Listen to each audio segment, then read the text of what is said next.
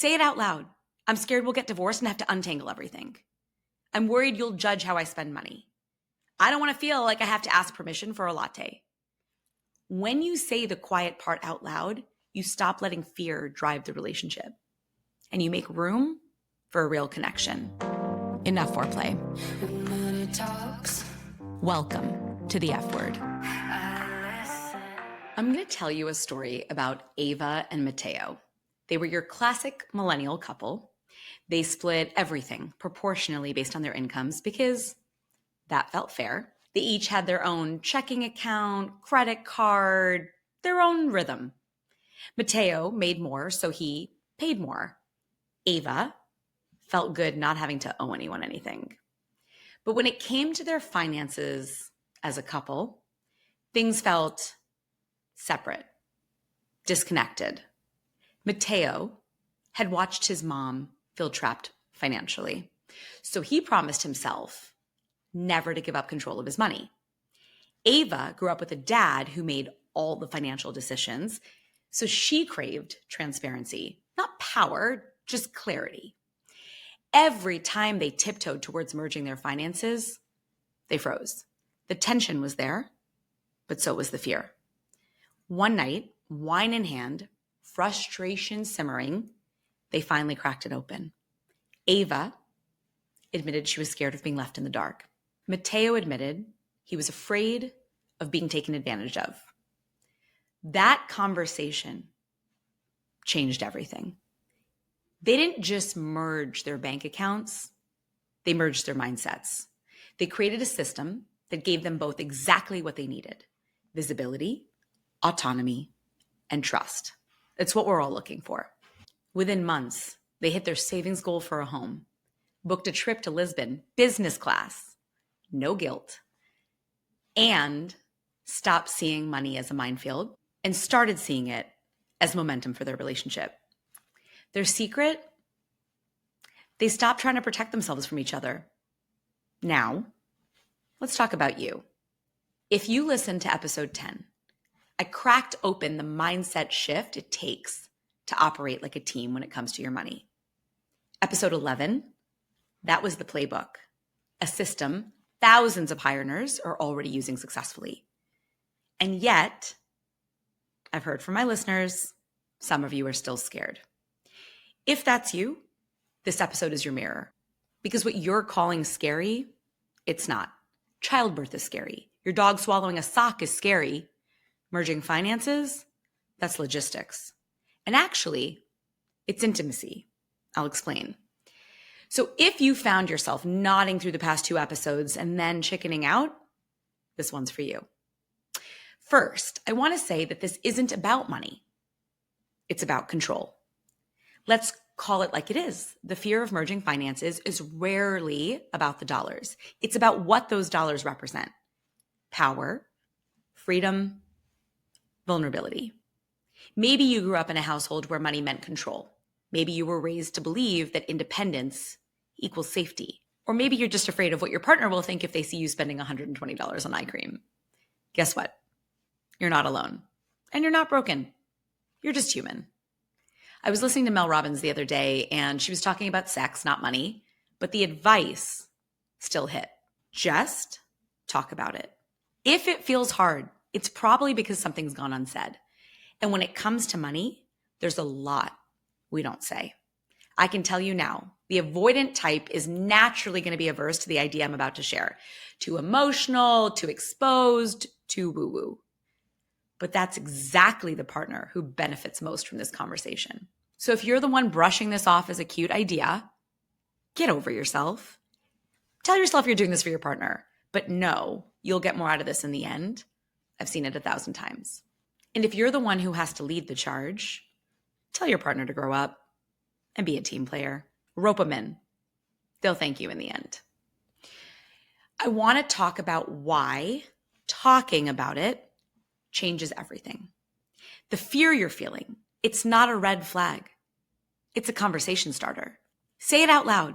I'm scared we'll get divorced and have to untangle everything. I'm worried you'll judge how I spend money. I don't want to feel like I have to ask permission for a latte. When you say the quiet part out loud, you stop letting fear drive the relationship and you make room for a real connection. More often than not, your partner will say, yeah, me too. You don't have to fix the fear. You just have to air it out. That's how intimacy grows. So I want you to do this before you do anything else, before you open any account, even glance at a spreadsheet. Do this, each of you, separately. Sit down and free write for 10 minutes. Think about what comes up for you when you think about merging finances.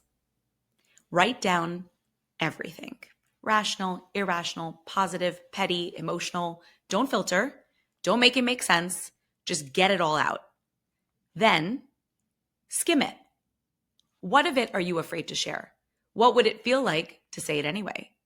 Because here's the truth. Hiding things from your partner, big or small, doesn't just hurt your finances, it chips away at your closeness. Sharing, even the messy stuff, is what builds real connection. Not the curated Instagram kind, the we're in this together kind. After all, what are you really protecting, right? After episode 11 dropped, I got a message from someone who said, the system makes sense, but my partner and I are still scared. They're married. She listed all the reasons. They already have their own accounts. They use different credit cards to optimize rewards points. They don't want to mess with what works. Let me just say this. Optimizing for credit card points while ignoring your household financial strategy is like rearranging the furniture on the Titanic. It gives the illusion of control, but it won't change the outcome. If using separate cards makes it harder to track your spending, and that creates more stress or misalignment between you two, who are you helping? And here's the part that really matters. A lot of people think keeping money separate protects them. Like, this is my account, that's your account. But unless you have a prenup or postnup, in most states, that separation is meaningless in the eyes of the law. If you're married, your income, assets, debts are often considered joint property. My money you think you're protecting, it's not just yours anymore. So what are you really holding on to? A false sense of control, a protective instinct from a past relationship, whatever it is, name it. That's where the real work begins. Also, it's worth mentioning you've already done harder things. Let's just zoom out. People are here bringing entire human lives into the world with less conversation than they're having about opening a joint checking account. Think about that. We celebrate couples for having kids, but we don't even talk about creating financial efficiencies. That silence, that's what makes merging finances feel taboo. But taboo doesn't mean dangerous. It just means unexplored. So you're not crazy. You're just learning a life skill that most of us never got taught. And that doesn't mean you can't master it. If you're ready to take the next step, here's the path. 1, have the fear talk. Before opening accounts, open up emotionally. Share your past experiences, your money triggers, and what you're actually afraid of deep down. 2, define what merging means for you guys. It doesn't have to be all or nothing. Maybe it's joint account for shared expenses, individual accounts for personal spending. Find the mix that balances transparency and autonomy, but transparency. 3, and this is the most critical one, set shared goals.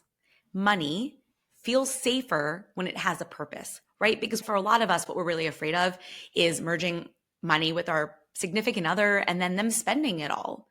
It's the 21st century. Use automation. Set up auto transfers for your bills, your savings, and what's left over for you to spend. The less you have to think about it, the fewer fights you'll have. I'll leave you with this. If you've been afraid to merge your finances, know this. You're not avoiding a financial decision. You're avoiding emotional discomfort. And that's okay. But don't pretend it's about the math. You fell in love. You figured out how to share a bathroom. You've already done hard things together. This is just the next level. Thanks for tuning into the F Word. If this episode made you uncomfortable, good. That's where the real growth lives. All right. See you next time. Thanks for listening to The F Word with Priya Malani. If you like what you heard, hit subscribe wherever you're listening and leave us a review while you're at it. We're approval junkies. Don't forget, you can find a ton of great resources, content, courses, and other freebies at stashwealth.com. Now, for the capital S stuff our lawyers want us to say. StashWealth is a registered investment advisor. Content presented is for informational and educational purposes only and is not intended to make an offer or solicitation for any specific securities, product, service, or strategy. Consult with a qualified investment advisor, that's us, before implementing any strategy. Investing involves risk, including the loss of principal. Past performance does not guarantee future results. There, we said it. Can I have that up?